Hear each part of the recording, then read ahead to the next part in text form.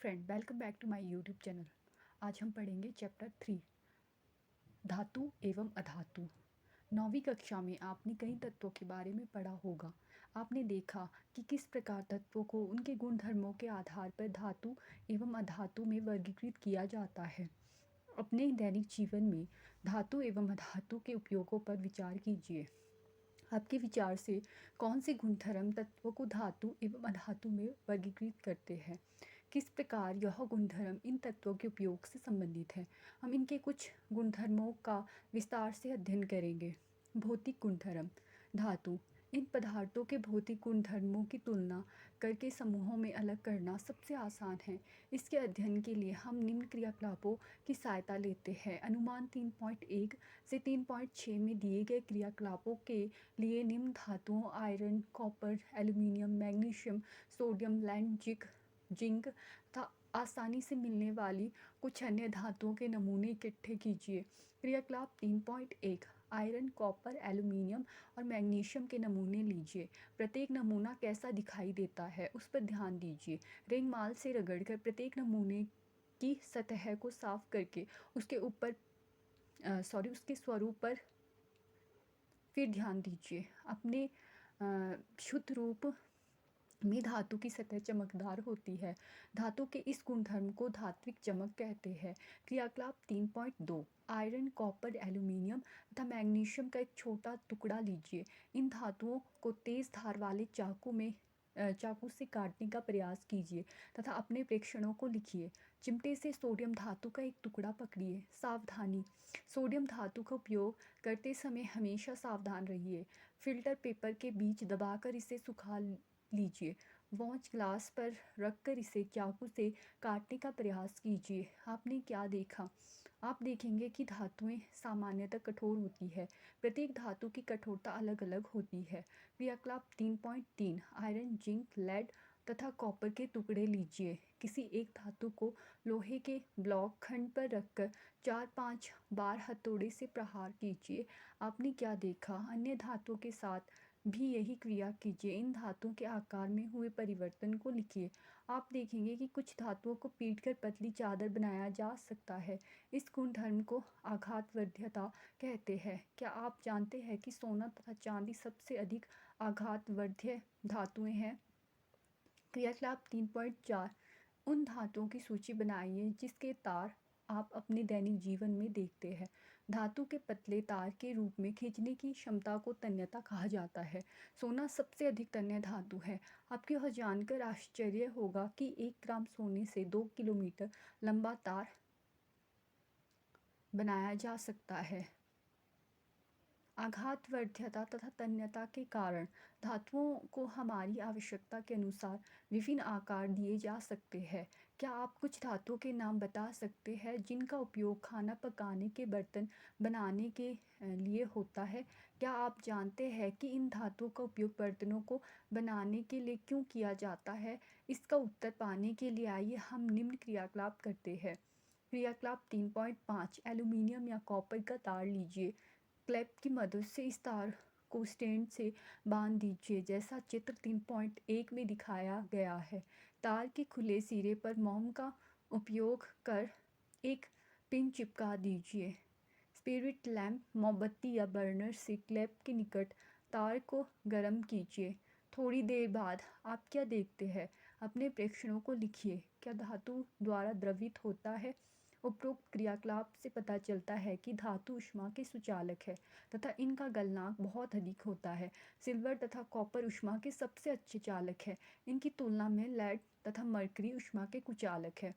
क्या धातु विद्युत की भी चालक है?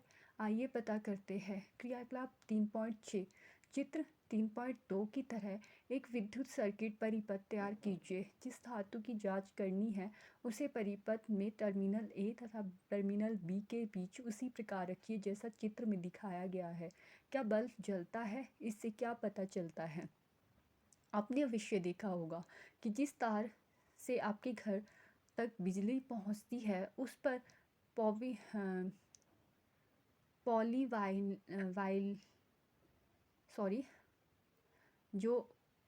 पॉलीवाइनिल क्लोराइड तथा रबड़ जैसे सामग्री की परत चढ़ी होती है।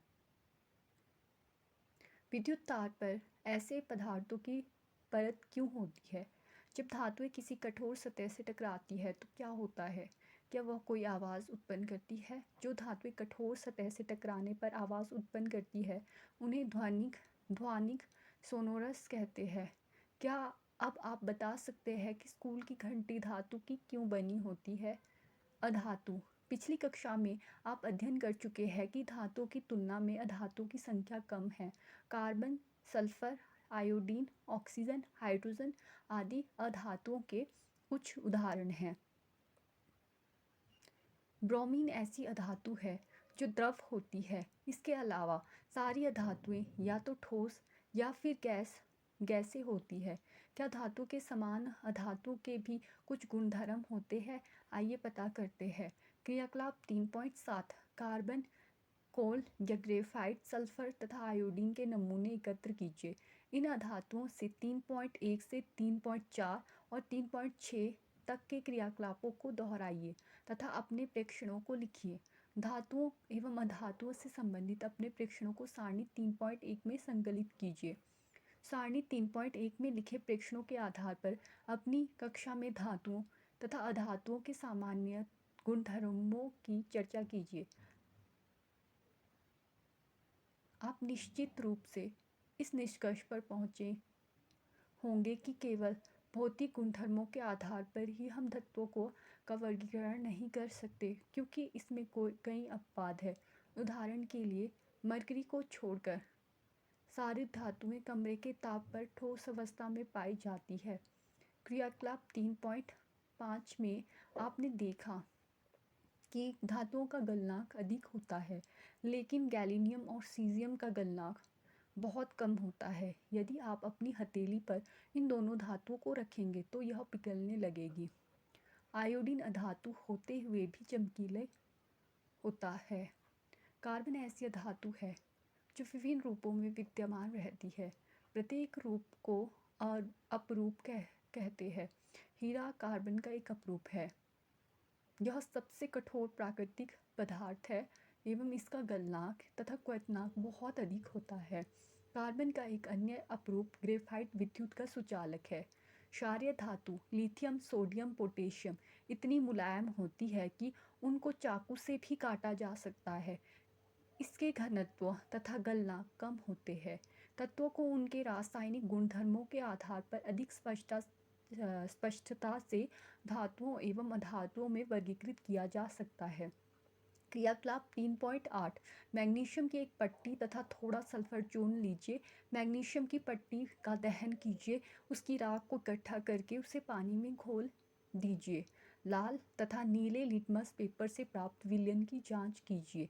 मैग्नीशियम के दहन से जो उत्पाद मिला है वह अम्लीय है या क्षारीय। अब सल्फर के चूर्ण का दहन लीजिए। दहन से उत्पन्न धुएं को एकत्र करने के लिए उसके ऊपर एक परख नली रख दीजिए।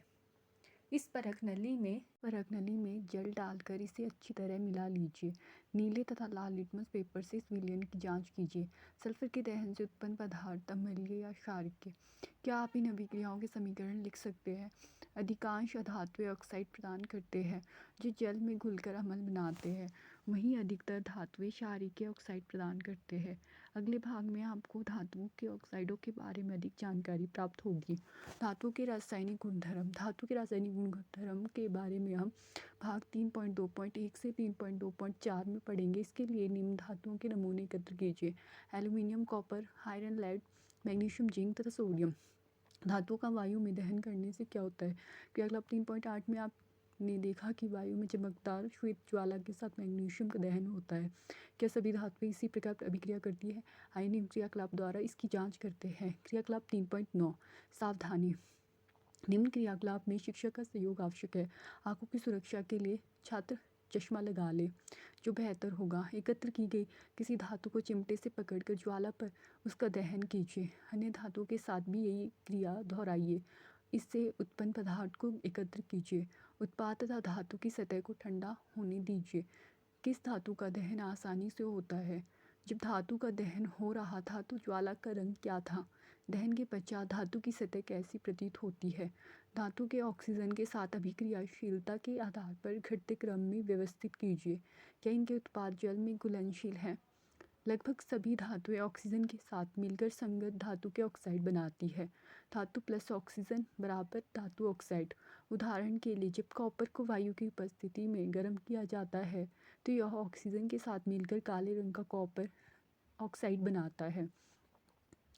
2Cu plus O2 equal to 2Cu। इसी प्रकार एल्यूमिनियम ऑक्साइड प्रदान करता है। 4Al aluminium plus 3O2 equal to 2Al2O3। Aluminium oxide. अध्याय 2 में आपने देखा कि कॉपर ऑक्साइड हाइड्रोक्लोरिक अम्ल से कैसे अभिक्रिया करता है। हम जानते हैं कि धातु ऑक्साइड की प्रकृति क्षारीय होती है, लेकिन एल्यूमिनियम ऑक्साइड, जिंक ऑक्साइड जैसे कुछ धातु ऑक्साइड अम्लीय तथा क्षारीय दोनों प्रकार के व्यवहार प्रदर्शित करते हैं। ऐसे धातु ऑक्साइड जो अम्ल तथा क्षारक दोनों से अभिक्रिया करके लवण तथा जल प्रदान करते हैं उभयधर्मी ऑक्साइड कहलाते हैं। अम्ल तथा क्षारक के साथ एल्यूमिनियम ऑक्साइड निम्न प्रकार से विक्रिया करते हैं। Al2O3 plus 6HCl equal to 2AlCl3 plus 3H2O। Al2O3 plus 2NaOH is equal to 2NaAlO2। Sodium aluminate. अधिकांश धातु ऑक्साइड जल में अघुलनशील है, लेकिन इनमें से कुछ जल में घुलकर क्षार प्रदान करते हैं। सोडियम ऑक्साइड तथा पोटेशियम ऑक्साइड निम्न प्रकार से जल में घुलकर क्षार प्रदान करते हैं। Na2O S प्लस H2O हाई is equal to 2NaOH aqueous. K2O S equal to H2O 2KOH aqueous. क्रियाकलाप 3.9 में हमने देखा कि ऑक्सीजन के साथ सभी धातुएं एक ही तरह से अभिक्रिया नहीं करते। विभिन्न धातुएं ऑक्सीजन के साथ विभिन्न अभिक्रियाशीलता प्रदर्शित करती है। पोटेशियम तथा सोडियम जैसे कुछ धातुएं इतनी तेजी से अभिक्रिया करती है कि खुले में रखने पर आग पकड़ लेती है, इसलिए इन्हें सुरक्षित रखने तथा आकस्मिक आग को रोकने के लिए केरोसिन तेल में डुबोकर रखा जाता है। सामान्य ताप पर मैग्नीशियम, एल्यूमिनियम, जिंक, लेड आदि जैसी धातु की सतह पर ऑक्साइड की पतली परत चढ़ जाती है। ऑक्साइड की यह परत धातु को पुनः ऑक्सीकरण से सुरक्षित करती है। गर्म करने पर आयरन का दहन तो नहीं होता, लेकिन जब बर्नर की ज्वाला में लौह चूर्ण डालते हैं तब वह तेजी से जलने लगता है। कॉपर का दहन भी नहीं होता, लेकिन गर्म धातु पर कॉपर 2 ऑक्साइड की काले रंग की परत चढ़ जाती है। सिल्वर एवं गोल्ड अत्यंत अधिक ताप पर भी ऑक्सीजन के साथ अभिक्रिया नहीं करते हैं। एनोडीकरण एल्यूमिनियम पर मोटी ऑक्साइड की परत बनाने की प्रक्रिया है।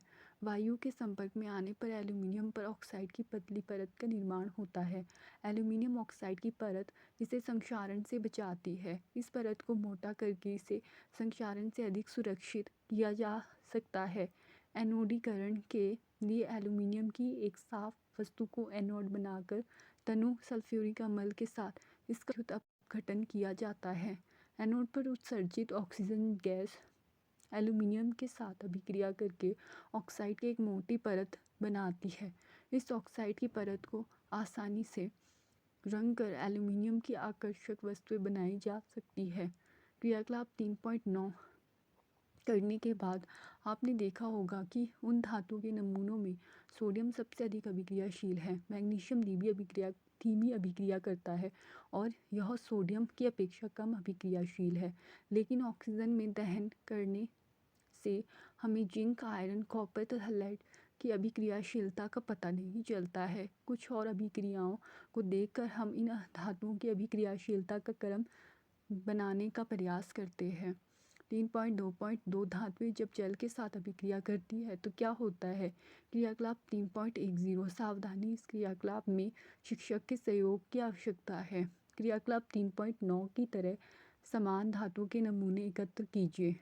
ठंडे जल से आधे भरे बीकर में नमूने के छोटे टुकड़ों को अलग अलग डालिए। कौन सी धातु ठंडे जल से अभिक्रिया करती है। ठंडे पानी के साथ अभिक्रियाशीलता के आधार पर उन्हें आरोही क्रम में व्यवस्थित कीजिए। क्या कोई धातु जल में आग उत्पन्न करती है। थोड़ी देर बाद क्या कोई धातु जल में तैरने लगती है? जो धातुएं ठंडे जल के साथ अभिक्रिया नहीं करती है उन्हें ऐसे विक्रों में डालिए जो गर्म जल से आधे भरे हुए हो। जो धातुएं गर्म जल के साथ अभिक्रिया नहीं करती है उसके लिए चित्र 3.3 की तरह उपकरण व्यवस्थित कीजिए तथा भाप के साथ इसकी अभिक्रियाओं को प्रेक्षित कीजिए। कौन सी धातुएं भाप के साथ भी अभिक्रिया नहीं करती है?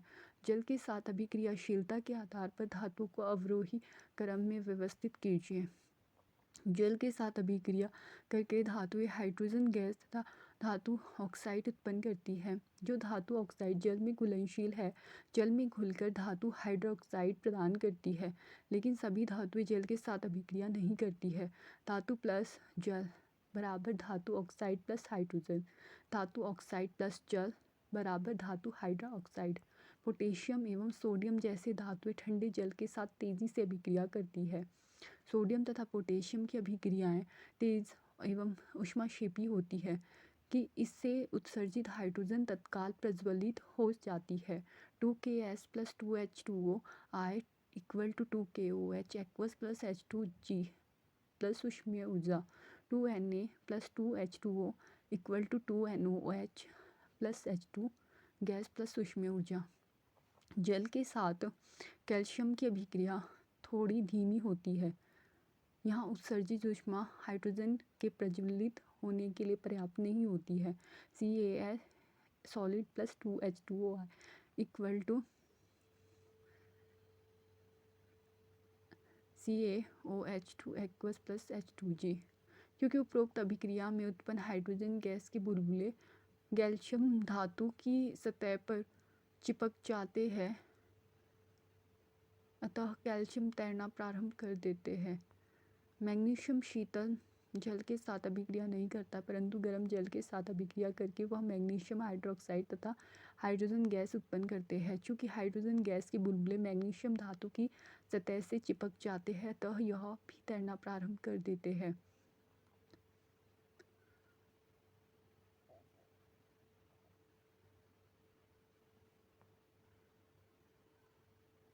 एल्यूमिनियम, आयरन तथा जिंक जैसी धातुएं ना तो शीतल जल के साथ और ना ही गर्म जल के साथ अभिक्रिया करती है, लेकिन भाप के साथ अभिक्रिया करके यह धातु ऑक्साइड तथा हाइड्रोजन प्रदान करती है।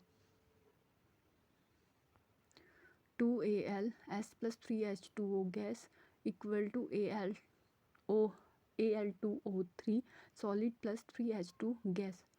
3FeS plus 4H2O gas equal to Fe3O4S plus 4H2O gas. जो लेड है, कॉपर है, सिल्वर तथा गोल्ड जैसी धातुएं जल के साथ बिल्कुल अभिक्रिया नहीं करती है। क्या होता है जब धातुएं अम्लों के साथ अभिक्रिया करती है? आप पहले ही अध्ययन कर चुके हैं कि धातुएं अम्ल के साथ अभिक्रिया करके संगत लवण तथा हाइड्रोजन गैस प्रदान करती है। धातु प्लस तनु अम्ल बराबर लवण प्लस हाइड्रोजन। लेकिन क्या सभी धातुएं इसी प्रकार अभिक्रिया करती है? आइए पता करते हैं। क्रियाकलाप 3.11 सोडियम तथा पोटेशियम के अतिरिक्त बाकी सभी धातुओं के नमूने एकत्र कीजिए। यदि नमूने मलिन हैं तो रेगमाल से रगड़कर उन्हें साफ कर लीजिए। सावधानी, सोडियम तथा पोटेशियम को नहीं लीजिए क्योंकि वे ठंडे जल के साथ भी तेजी से अभिक्रिया करते हैं। नमूनों को अलग अलग तनु हाइड्रोक्लोरिक अम्ल युक्त परखनीलियों में डालिए। थर्मामीटर को परखनीलियों में इस प्रकार लटका दे कि उसका बल अम्ल में डूब जाए। बुलबुले बनने की दर का सावधानीपूर्वक प्रेक्षण कीजिए। कौन सी धातुएं तनु हाइड्रोक्लोरिक अम्ल के साथ तेजी से अभिक्रिया करती है? आपने किस धातु के साथ सबसे अधिक ताप रिकॉर्ड किया? तनु अम्ल के साथ अभिक्रियाशीलता के आधार पर धातुओं को अवरोही क्रम में व्यवस्थित कीजिए। तनु हाइड्रोक्लोरिक अम्ल के साथ मैग्नीशियम, एल्यूमिनियम, जिंक तथा आयरन की अभिक्रियाओं के लिए समीकरण लिखिए। जब धातुएं नाइट्रिक अम्ल के साथ अभिक्रिया करती है तब हाइड्रोजन गैस उत्सर्जित नहीं होती, क्योंकि HNO3 एक प्रबल ऑक्सीकारक होता है जो उत्पन्न H2 को ऑक्सीकृत करके जल में परिवर्तित कर देता है एवं स्वयं नाइट्रोजन के किसी ऑक्साइड N2O NO2 में अपचयित हो जाता है। लेकिन मैग्नीशियम एवं मैंगनीज अति तनु HNO3 के साथ अभिक्रिया कर H2 गैस उत्पन्न करता है और उत्सर्जित करता है। क्रियाकलाप 3.11 में आपने देखा कि बुलबुले बनने की दर मैग्नीशियम के साथ सबसे अधिक थी। इस स्थिति में अभिक्रिया सबसे अधिक ऊष्माक्षेपी थी। अभिक्रियाशीलता इस क्रम में घटती है: मैग्नीशियम सबसे ज़्यादा, फिर एल्यूमिनियम, फिर जिंक, फिर आयरन।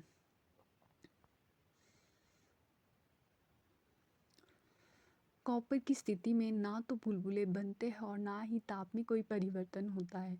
इससे पता चलता है कि कॉपर तनु HCl के साथ अभिक्रिया नहीं करता।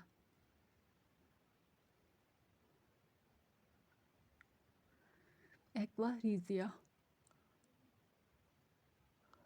एक्वारेजिया रॉयल जल का लैटिन शब्द 3:1 के अनुपात में सांद्र हाइड्रोक्लोरिक अम्ल तथा सांद्र नाइट्रिक अम्ल का ताज़ा मिश्रण होता है।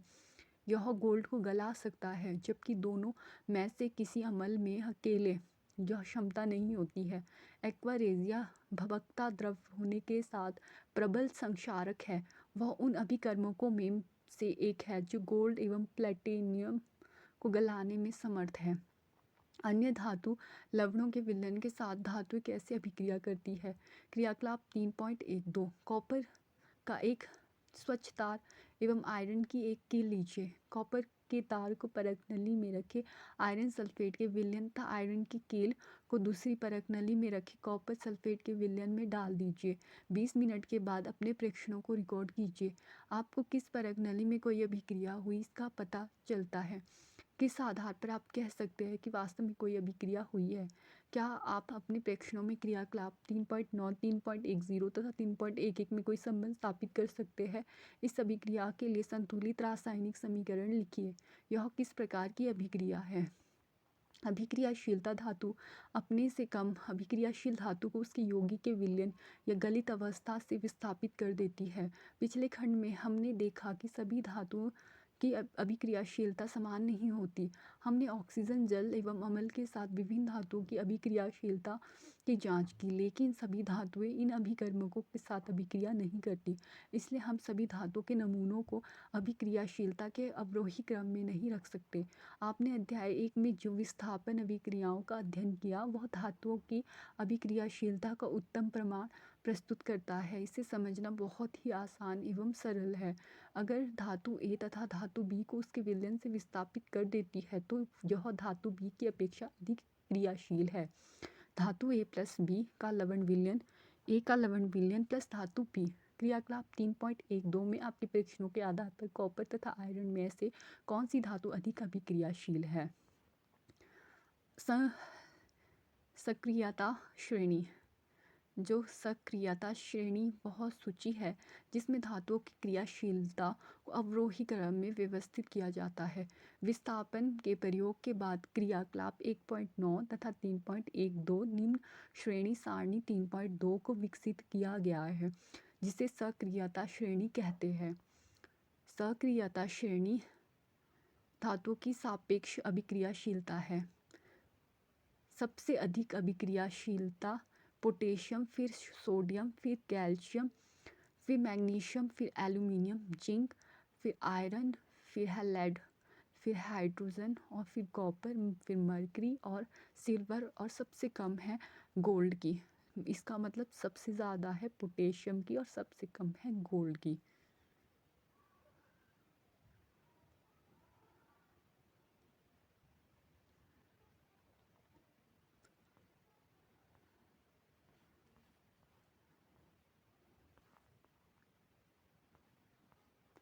धातुएं एवं अधातुएं कैसे अभिक्रिया करती है? ऊपर से क्रियाकलापों में आपने कई अभिकर्मकों के साथ धातुओं की अभिक्रिया देखी। धातु इस प्रकार की अभिक्रिया क्यों प्रदर्शित करती है? 9वीं कक्षा में अध्ययन किए तत्वों के इलेक्ट्रॉनिक विन्यास को स्मरण कीजिए। हमने जाना कि संयोजकता कोश पूर्ण होने के कारण उत्कृष्ट गैसों की रासायनिक अभिक्रिया बहुत कम होती है।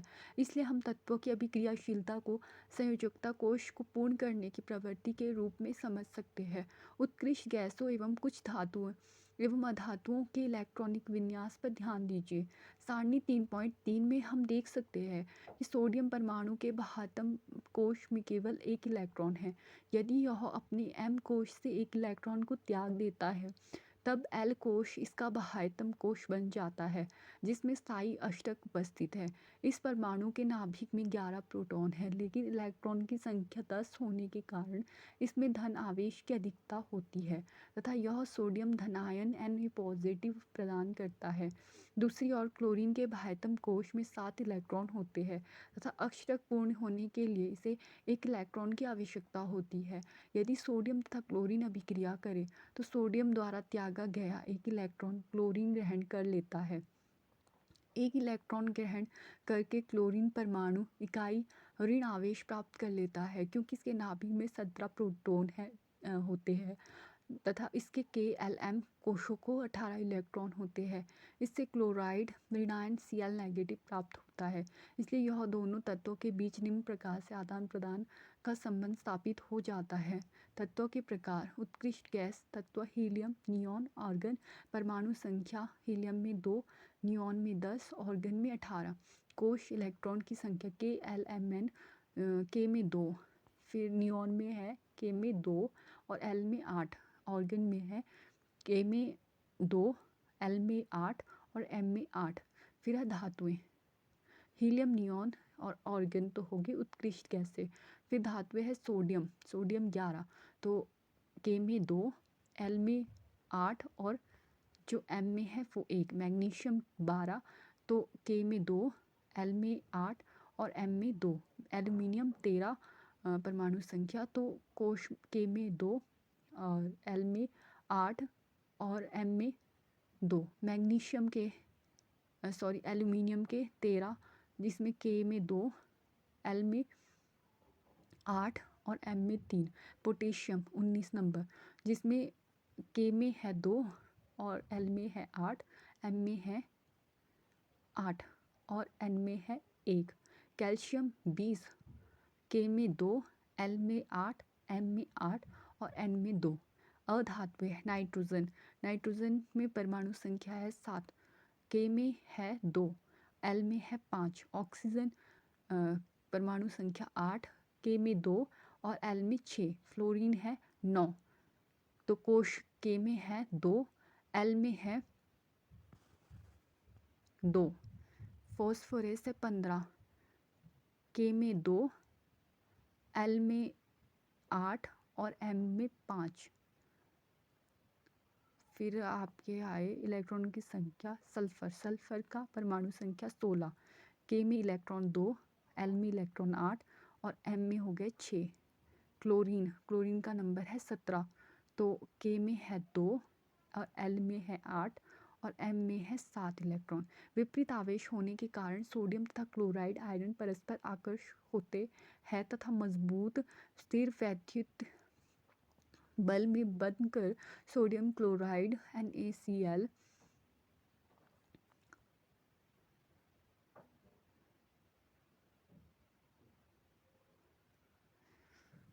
रूप में उपस्थित रहते हैं। ध्यान देने योग्य बात है कि सोडियम क्लोराइड अणु के रूप में नहीं पाया जाता है बल्कि यह विपरीत होता है। Na2 8 और 1 इलेक्ट्रॉन तो Na पॉजिटिव 2 और 8 एक इलेक्ट्रॉन इसने दिया तो क्लोरीन ने एक इलेक्ट्रॉन लिया तो उस पर चार्ज आ गया Cl नेगेटिव का 2, 8 और 8।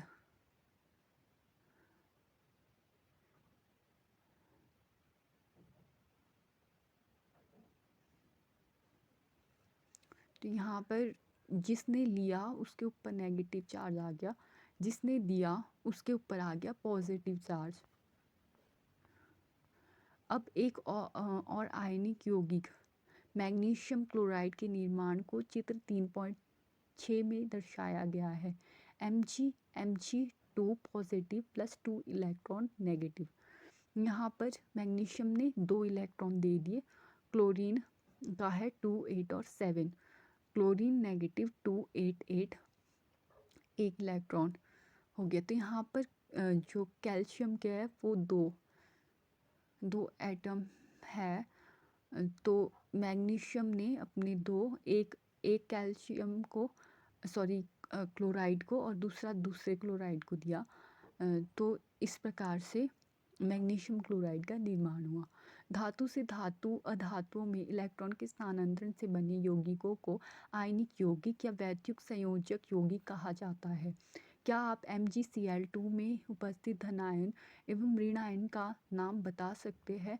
आयनिक यौगिकों के गुणधर्म। आयनिक यौगिकों के गुणधर्म के बारे में जानने के लिए आइए निम्न क्रियाकलाप करते हैं। क्रियाकलाप 3.13 विज्ञान की प्रयोगशाला में sodium chloride, potassium iodide, barium chloride या किसी अन्य लवण का नमूना लीजिए। इन लवणों की भौतिक अवस्था क्या है? धातु के स्पेचुला पर छोटी मात्रा में नमूने को लीजिए तथा इसे एक ज्वाला पर गर्म कीजिए। अन्य नमूनों के साथ भी यही क्रिया दोहराइए। आप क्या देखते हैं? क्या ये नमूने ज्वाला को रंग प्रदान करते हैं? क्या यौगिक पिघलते हैं? नमूने को जल, पेट्रोल तथा केरोसिन में घोलने का प्रयास कीजिए। क्या ये घुलनशील है? चित्र 3.8 की तरह एक परिपथ बनाइए और किसी एक लवण के विलयन में इलेक्ट्रॉन डाल लीजिए। आप क्या देखते हैं? इसी प्रकार अन्य लवण नमूनों को भी जांच कीजिए। इन यौगिकों की प्रकृति के संबंध में आप क्या निष्कर्ष निकालते हैं? कुछ आयनिक यौगिकों के गलनांक एवं क्वथनांक। आयनिक यौगिक NaCl गलनांक 1074, क्वथनांक है 1686। लिथियम क्लोराइड 887 गलनांक और क्वथनांक है 1600। CaCl2 गलनांक 1045, क्वथनांक 1900। CaO का गलनांक 2850 और क्वथनांक 3120। MgCl2 गलनांक 9081 और क्वथनांक 1685।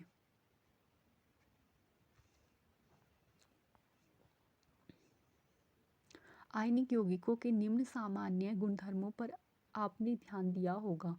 भौतिक प्रकृति। धन एवं ऋण आयनों के बीच मजबूत आकर्षण बल के कारण आयनिक यौगिक ठोस एवं थोड़े कठोर होते हैं। ये यौगिक सामान्यतः भंगुर होते हैं, दाब डालने पर टुकड़ों में टूट जाते हैं।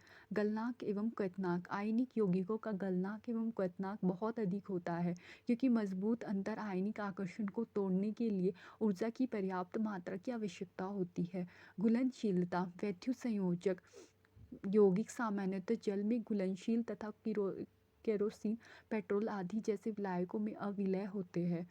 विद्युत चालकता। किसी विलयन से विद्युत के चालन के लिए आवेशित कणों की गतिशीलता आवश्यक होती है। आयनिक यौगिकों के जलीय विलयन में आयन उपस्थित होते हैं। जब विलयन में विद्युत धारा प्रभावित की जाती है तो यह आयन विपरीत इलेक्ट्रॉन की ओर गमन करने लगते हैं। ठोस अवस्था में आयनिक यौगिक विद्युत का चालन नहीं करते, जब क्योंकि ठोस अवस्था में दृढ़ संरचना के कारण आयनों की गति संभव नहीं होती।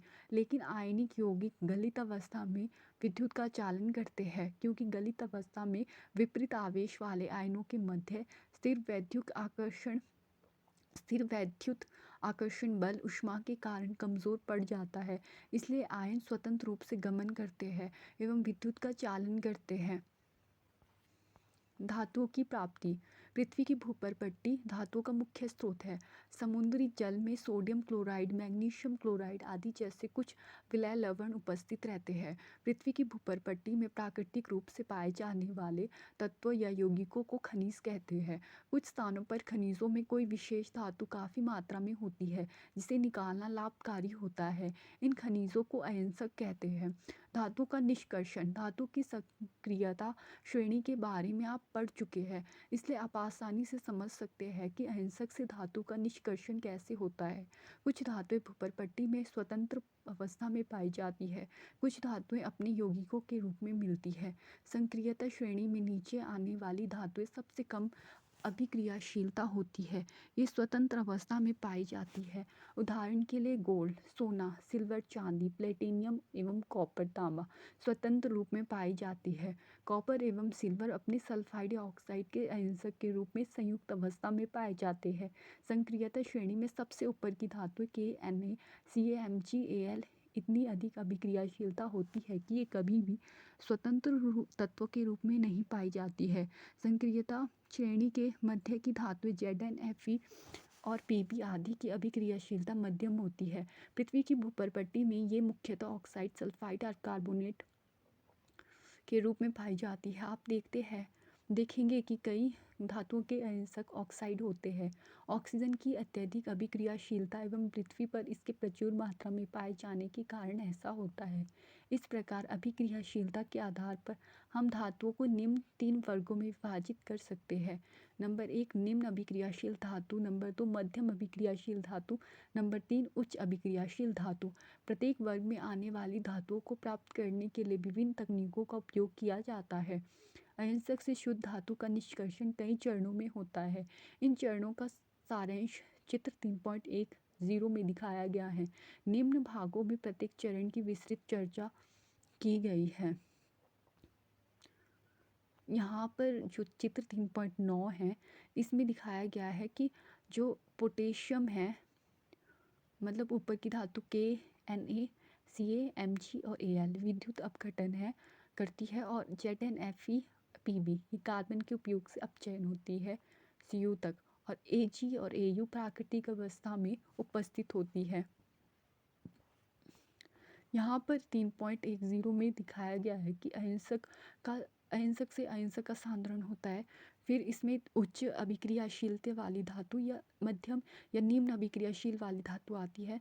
फिर जो उच्च अभिक्रियाशील वाली धातु है गलित धातु का विद्युत अपघटन करती है और शुद्ध धातु कहते हैं। फिर मध्यम अभिक्रियाशील वाली धातुएं कार्बोनेट अयस्क और सल्फाइड अयस्क होती है। तो कार्बन अयस्क निष्पादन से और सल्फाइड अयस्क भर्जन से तो धातु का ऑक्साइड प्राप्त होता है और धातु में अपचयन होता है और धातु का शोधन होता है। फिर निम्न अभिक्रियाशील वाली धातुएं सल्फाइड अयस्क, फिर भर्जन, फिर धातु मिलती है और परिष्करण होता है उसका। अयस्क से धातु निष्कर्षण में प्रयुक्त चरण है।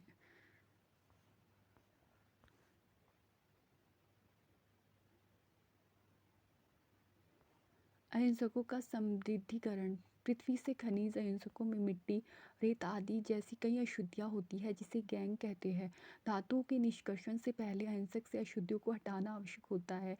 अयस्कों से गैंग को हटाने के लिए जिन प्रक्रियाओं का उपयोग होता है ये अयस्क एवं गैंग के भौतिक या रासायनिक गुणधर्मों पर आधारित होते हैं। इस पृथक्करण के लिए विभिन्न तकनीक अपनाई जाती है। संक्रियता श्रेणी में नीचे आने वाली धातुओं का निष्कर्षण। संक्रियता श्रेणी में नीचे आने वाली धातुएं काफ़ी अनभिक्रिय होती है। इन धातुओं के ऑक्साइड को केवल गर्म करने से ही धातु प्राप्त किया जा सकता है। उदाहरण के लिए सिनाबार HgS मरकरी पारद का एक अयस्क है। वायु में गर्म करने पर यह सबसे पहले मरक्यूरी ऑक्साइड HgO में परिवर्तित होता है और अधिक गर्म करने पर मरक्यूरी ऑक्साइड मरकरी पारद में अपचयित हो जाता है। 2HgS + 3O2 तापन 2HgO + 2SO2 2HgOS तापन 2Hg + O2। इसी प्रकार प्राकृतिक रूप में Cu2S के रूप में उपलब्ध तांबे को केवल वायु में गर्म करके उसको अयस्क से अलग किया जा सकता है। 2Cu2S + 3O2G तापन 2Cu2O S + 2SO2G 2Cu2O + Cu2S तापन 6Cu + SO2G। संक्रियता श्रेणी के मध्य में स्थित धातुओं का निष्कर्षण। संक्रियता श्रेणी के मध्य में स्थित धातुएं जैसे आयरन, जिंक, लेड, कॉपर की अभिक्रियाशीलता मध्यम होती है। प्रकृति में यह प्राय सल्फाइड या कार्बोनेट के रूप में पाई जाती है। सल्फाइड या कार्बोनेट की तुलना में धातु को उसके ऑक्साइड से प्राप्त करना अधिक आसान है। इसलिए अपचयन से पहले धातु के सल्फाइड एवं कार्बोनेट को धातु ऑक्साइड में परिवर्तित करना आवश्यक है। सल्फाइड अयस्क को वायु की उपस्थिति में अधिक ताप पर गर्म करने पर यह ऑक्साइड में परिवर्तित हो जाता है। इस प्रक्रिया को भर्जन कहते हैं। कार्बोनेट अयस्क को सीमित वायु में अधिक ताप में गर्म करने से यह ऑक्साइड में परिवर्तित होता है। इस प्रक्रिया को निस्तापन कहा जाता है। जिंक के अयस्कों के भर्जन एवं निस्तापन के समय निम्न रासायनिक अभिक्रिया होती है। भर्जन 2ZnS + 3O2G तापन बराबर 2ZnO + 2SO2G। निस्तापन ZnCO3S तापन के उपस्थिति में ZnOS + CO2G। इसके बाद कार्बन जैसे उपयुक्त अपचायक का उपयोग कर धातु ऑक्साइड से धातु प्राप्त किया जाता है। उदाहरण के लिए जब जिंक ऑक्साइड को कार्बन के साथ गर्म किया जाता है तो यह जिंक धातु में अपचयित हो जाता है। ZnOS प्लस CS तापन ZnS प्लस COG। प्रथम अध्याय में किए गए ऑक्सीकरण एवं अपचयन प्रक्रम से आप पहले से ही परिचित हैं। धातुओं को उनके यौगिकों से प्राप्त करना भी अपचयन प्रक्रम है। कार्बन कोयला का उपयोग कर धातु के ऑक्साइड को धातु में अपचयन करने के अलावा विस्थापन अभिक्रिया का भी उपयोग किया जा सकता है। अत्यधिक अभिक्रियाशीलता धातुएं जैसे सोडियम, कैल्शियम, एल्यूमीनियम आदि को अपचायक के रूप में उपयोग किया जा सकता है, क्योंकि ये निम्न अभिक्रियाशीलता वाले धातुओं को उनके यौगिकों से विस्थापित कर सकते हैं। उदाहरण के लिए जब मैंगनीज डाइऑक्साइड को एल्यूमीनियम चूर्ण के साथ गर्म किया जाता है तो निम्न अभिक्रिया होती है। 3MnO2 S plus 4Als equal to 3Mn liquid में है शायद ये I plus 2Al2O2 S plus ऊष्मा। क्या आप इन पदार्थों को पहचान सकते हैं जिनका ऑक्सीकरण या अपचयन हो रहा है?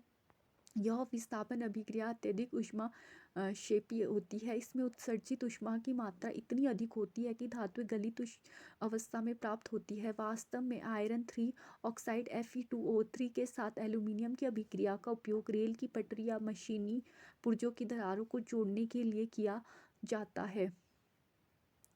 इस अभिक्रिया को थर्मीट अभिक्रिया कहते हैं। Fe2O3 S plus 2Al equal to 2FeI plus Al2O3 plus ऊष्मा। संक्रियता श्रेणी में सबसे ऊपर स्थित धातु का निष्कर्षण। अभिक्रियाशीलता श्रेणी में सबसे ऊपर स्थित धातुएं अत्यंत अभिक्रियाशील होती है। इन्हें कार्बन के साथ गर्म कर उनके यौगिकों से प्राप्त नहीं किया जा सकता। उदाहरण के लिए कार्बन के साथ सोडियम, मैग्नीशियम, कैल्शियम, एल्यूमीनियम आदि के ऑक्साइड का अपचयन कर उन्हें धातुओं में परिवर्तित नहीं किया जा सकता। इन धातुओं की बंधुता कार्बन की अपेक्षा ऑक्सीजन के प्रति अधिक होती है। इन धातुओं को विद्युत अपघटनीय अपचयन द्वारा प्राप्त किया जाता है। उदाहरण के लिए सोडियम, मैग्नीशियम एवं कैल्शियम को उनके गलित क्लोराइडों के विद्युत अपघटन से प्राप्त किया जाता है। कैथोड ऋण आवेशित इलेक्ट्रॉन पर धातुएं निक्षेपित हो जाती है तथा एनोड धन आवेशित इलेक्ट्रॉन पर क्लोरीन मुक्त होते हैं। अभिक्रिया इस प्रकार है। कैथोड पर Na positive plus 1 electron lose equal to Na और एनोड पर 2Cl negative is equal to Cl2 plus 2E negative. इसी प्रकार एल्यूमिनियम ऑक्साइड के विद्युत अपघटनीय अपचयन से एल्यूमिनियम प्राप्त किया जाता है। धातुओं का परिष्करण। ऊपर वर्णित विभिन्न प्रक्रमों से प्राप्त धातुएं पूर्ण रूप से शुद्ध नहीं होती है। इसमें अपद्रव्य होते हैं जिन्हें हटाकर ही शुद्ध धातु प्राप्त की जा सकती है। धातुओं से अपद्रव्य को हटाने के लिए सबसे अधिक प्रचलित विधि विद्युत अपघटनीय परिष्करण है। विद्युत अपघटनीय परिष्करण copper, zinc, tin, nickel, silver, gold आदि जैसे अनेक धातुओं का परिष्करण विद्युत अपघटन द्वारा किया जाता है। इस प्रक्रम में अशुद्ध धातु को एनोड तथा शुद्ध धातु की पतली परत को कैथोड बनाया जाता है। धातु के लवण विलयन का उपयोग विद्युत अपघटन के रूप में होता है। चित्र 3.12 के अनुसार उपकरण व्यवस्थित किया जाता है। विद्युत अपघटन से जब धारा प्रभावित की जाती है तब एनोड पर स्थित अशुद्ध धातु विद्युत अपघटन में घुल जाती है। इतनी ही मात्रा में शुद्ध धातु विद्युत अपघटन से कैथोड पर निक्षेपित हो जाती है। विलय अशुद्धियाँ विलयन में चली जाती है तथा अविलय अशुद्धियाँ एनोड तली पर निक्षेपित हो जाती है, जैसे एनोड पंख कहते हैं। संक्षारण। संक्षारण के संबंध में अध्याय 1। संक्षारण से सुरक्षा। पेंट करके, तेल लगाकर, ग्रीस लगाकर, यशद लेपन, लोहे की वस्तुओं पर जस्ते की परत चढ़ाकर, क्रोमियम लेपन, एनोडीकरण या मिश्र धातु बनाकर लोहे को जंग लगने से बचाया जा सकता है। लोहे एवं इस्पात को जंग से सुरक्षित रखने के लिए उन पर जस्ते जिंक की पतली परत चढ़ाने की विधि को यशद लेपन कहते हैं। जस्ते की परत नष्ट हो जाने के बाद भी यशद लेपित वस्तु जंग से सुरक्षित रहती है। क्या आप इसका कारण बता सकते हैं? धातु के गुणधर्मों को बेहतर बनाने की अच्छी विधि मिश्रात्वन है। इस विधि से हम इच्छानुसार धातु के अत्यंत गुणधर्म प्राप्त कर सकते हैं। उदाहरण के लिए लोहा सर्वाधिक उपयोग में आने वाली धातु है, लेकिन कभी भी शुद्ध अवस्था में इसका उपयोग नहीं किया जाता है। ऐसा इसलिए क्योंकि शुद्ध लोहा अत्यंत नरम होता है एवं गर्म करने पर सुगमतापूर्वक खिंच जाता है, लेकिन यदि उसमें थोड़ा कार्बन लगभग 0.05% मिला दिया जाए तो यह कठोर तथा प्रबल हो जाता है। लोहे के साथ निकेल एवं क्रोमियम मिलाने पर हमें स्टेनलेस इस्पात प्राप्त होता है, जो कठोर होता है तथा इसमें जंग नहीं लगता है। इस प्रकार यदि लोहे के साथ कोई अन्य पदार्थ मिश्रित किया जाता है तो उसके गुणधर्म बदल जाते हैं। वास्तव में कोई अन्य पदार्थ मिलाकर किसी भी धातु के गुणधर्म बदले जा सकते हैं। यह पदार्थ धातु या धातु कुछ भी हो सकता है। दो या दो से अधिक धातुओं के समांगी मिश्रण को मिश्र धातु कहते हैं। इसे तैयार करने के लिए पहले मूल धातु को गलित अवस्था में लाया जाता है एवं तत्पश्चात दूसरे तत्वों को एक निश्चित अनुपात में इसमें विलीन किया जाता है। फिर इसे कमरे के ताप पर शीतलीकृत किया जाता है। शुद्ध लोहे को 24 कैरेट कहते हैं तथा यह काफ़ी नरम होता है, इसलिए आभूषण बनाने के लिए यह उपयुक्त नहीं होता है। इसे कठोर बनाने के लिए इसमें चांदी या तांबा मिलाया जाता है। भारत में अधिकांशतः आभूषण बनाने के लिए 22 कैरेट सोने का उपयोग किया जाता है। इसका तात्पर्य यह है कि 22 भाग शुद्ध सोने से 2 भाग तांबा या चांदी का मिलाया जाना। यदि कोई एक धातु पारद है तो उसके मिश्र धातु को अमलगम कहते हैं।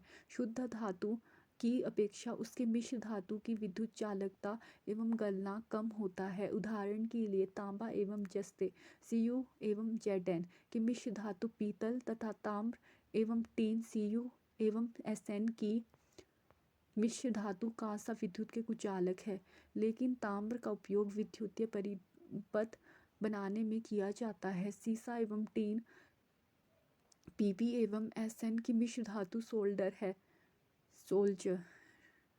सोल्डरिंग की जाती जिसका गलनांक बहुत कम होता है।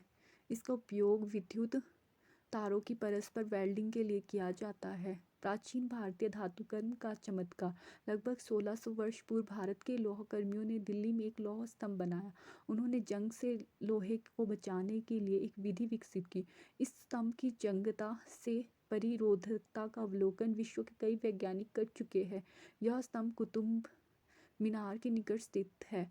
यह लौह स्तंभ 8 मीटर लंबा तथा इसका भार 6 टन 6000 kg है।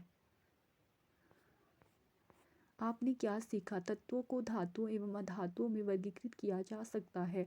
धातुएं तन्य आघातवर्ध्यता चमकीली एवं जिसे आघातवर्ध्य कहा जाता है, चमकीली एवं ऊष्मा तथा विद्युत की सुचालक होती है। पारद के अलावा सभी धातुएं कमरे के ताप पर ठोस होती है। कमरे के ताप पर पारद द्रव होता है। धातुएं विद्युत धनात्मक तत्व होते हैं क्योंकि अधातुओं को इलेक्ट्रॉन देकर स्वयं धन आयन में परिवर्तित हो जाते हैं। ऑक्सीजन के साथ संयुक्त होकर धातुएं क्षारीय ऑक्साइड बनाती है। एल्यूमिनियम ऑक्साइड एवं जिंक ऑक्साइड क्षारीय ऑक्साइड तथा अम्लीय ऑक्साइड दोनों के गुणधर्म प्रदर्शित करते हैं। इन ऑक्साइड को उभयधर्मी ऑक्साइड कहते हैं।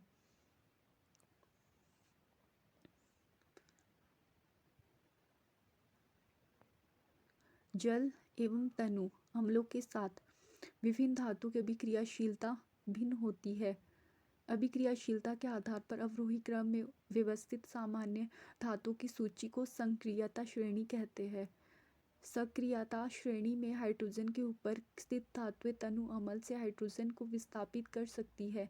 अधिक अभिक्रियाशीलता धातुएं अपने से कम अभिक्रियाशील धातुओं को उसके लवण विलयन से विस्थापित कर सकती है। प्रकृति में धातुएं स्वतंत्र अवस्था में या अपने यौगिकों के रूप में पाई जाती है। अयस्क से धातु का निष्कर्षण तथा उसका परिष्करण कर उपयोगी बनाने के प्रक्रम को धातुकर्म कहते हैं। दो या दो से अधिक धातुओं तथा एक धातु या एक अधातु के समांगी मिश्रण को मिश्र धातु कहते हैं। लंबे समय तक आंत वायु के संपर्क में रखने से लोहा जैसे कुछ धातुओं की सतह संक्षारित हो जाती है। इस परिघटना को संक्षारण कहते हैं। धातु के गुणधर्म धातुओं के विपरीत होते हैं। यह ना तो वर्ध्य तथा ना ही तन्य होते हैं। ग्रेफाइट के अलावा सभी अधातुएं ऊष्मा एवं विद्युत की चालक होती है। ग्रेफाइट विद्युत का चालक होता है। अधातुएं विद्युत ऋणात्मक तत्व होती है, क्योंकि धातु के साथ अभिक्रिया में इलेक्ट्रॉन ग्रहण कर ऋण आवेशित आयन बनाती है। अधातुएं ऑक्साइड बनाती है जो अम्लीय या उदासीन होती है। अधातुएं तनु अम्लों में से हाइड्रोजन का विस्थापन नहीं करती है, यह हाइड्रोजन के साथ अभिक्रिया कर हाइड्राइड बनाती है। Thank you for watching. अगर मेरे द्वारा दी गई इन्फॉर्मेशन आपको महत्वपूर्ण लगी तो मेरे चैनल को लाइक, शेयर और सब्सक्राइब कर लें।